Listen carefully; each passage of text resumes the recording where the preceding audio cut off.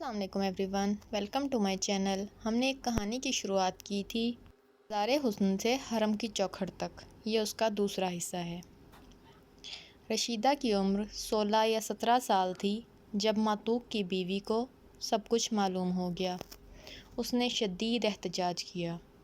اس نے ماتوق سے کہا، اب یہ لڑکی اس گھر میں رہے گی یا میں رہوں گی؟ تم مجھے طلاق دو۔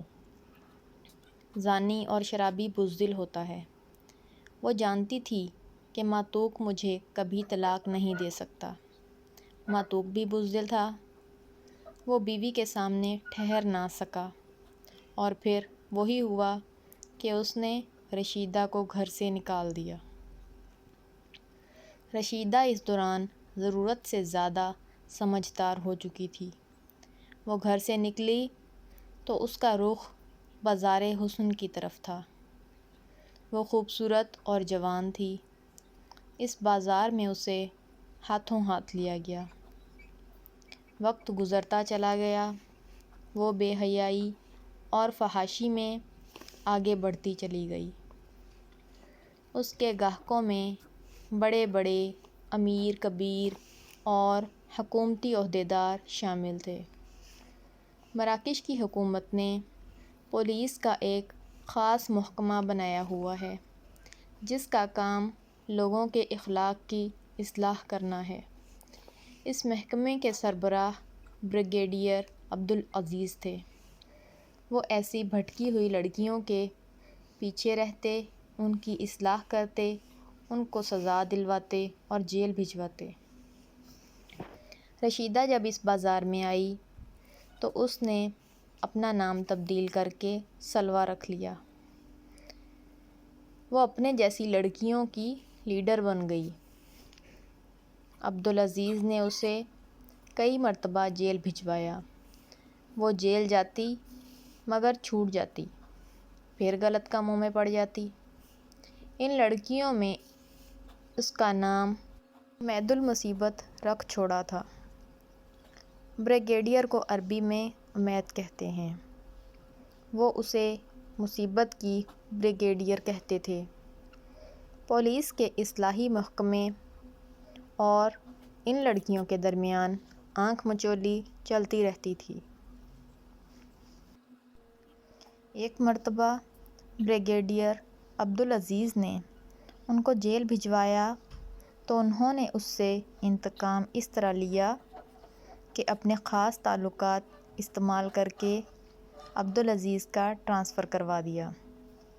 عبدالعزیز کو اس کا بڑا رنج ہوا۔ اب وہ مراکش سے باہر ڈیوٹی کر رہا تھا۔ عبدالعزیز کی ایک بیٹی اور ایک بیٹا تھا۔ بیٹی کی اس نے شادی کر دی تو وہ اپنے خاوند کے ہمراہ دوسرے شہر چلی گئی۔ بیٹا اعلیٰ تعلیم کے لیے دوسرے ملک روانہ ہو گیا۔ میاں بیوی گھر میں اکیلے تھے۔ اس دوران عبدالعزیز کے ساتھ بہت بڑا حادثہ پیش آیا کہ اس کی زندگی بھر کی ساتھی محبوب اہلیہ کچھ عرصہ بیمار رہنے کے بعد اس دنیا سے رخصت ہو گئی۔ عبدالعزیز مراکش کے پرآسائش علاقے میں خوبصورت گھر بنا چکا تھا۔ اہلیہ کا انتقال ہوا تو اس کا نوکری سے جی بھر گیا، ہرچند کہ وہ چاق و چوبند تھا اور صحت مند تھا، مگر اس کے باوجود اس نے فیصلہ کیا کہ وہ اپنے عہدے سے ریٹائر ہو جائے۔ اس نے حکومت کو درخواست کی جو قبول کر لی گئی۔ اب وہ دوبارہ مراکش واپس آ گیا تھا۔ ادھر سلویٰ اور اس کی سہیلیاں پہلے سے زیادہ آزادانہ ماحول میں داد عیش دے رہی تھیں۔ عبدالعزیز اپنے گھر میں اکیلا تھا۔ اسے کوئی کام نہ تھا۔ بھلا ایک ایسا شخص جس نے عزم و عمل سے بھرپور زندگی گزاری ہو، وہ فارغ کیسے رہ سکتا ہے؟ اس نے حکومت سے درخواست کی، مجھے بے شک تنخواہ نہ دیں مگر مجھے واپس اپنی ڈیوٹی پر جانے دیں۔ اس کی درخواست قبول کر لی گئی۔ اب اس کا مرتبہ وہ تو نہ تھا، مگر پھر بھی وہ اصلاح کے کام میں لگ گیا۔ اس کا علاقہ وہی تھا جہاں سلویٰ اور اس کی ساتھی لڑکیاں رہتی تھیں۔ اس نے دیکھا کہ سلویٰ اب پہلے سے زیادہ فیشنیبل ماحول میں ہے۔ اس کے پاس قیمتی گاڑی ہے، بڑا سا گھر ہے، نوکر اس کے لیے گاڑی کا دروازہ کھولتا اور بند کرتا ہے۔ عبدالعزیز کو بڑا دکھ اور صدمہ ہوا، مگر وہ فوری طور پر کچھ نہیں کر سکتا تھا۔ اس دوران امیر کبیر لوگوں سے سلویٰ کے تعلقات بڑھتے چلے گئے۔ اس کے گاہکوں میں اعلیٰ طبقے کے علاوہ خلیجی ممالک کے گاہک بھی شامل تھے۔ جدہ کا ایک بڑا بزنس مین سلویٰ کی زلفوں کا اسیر ہو گیا تھا۔ یہ نہایت امیر شخص تھا۔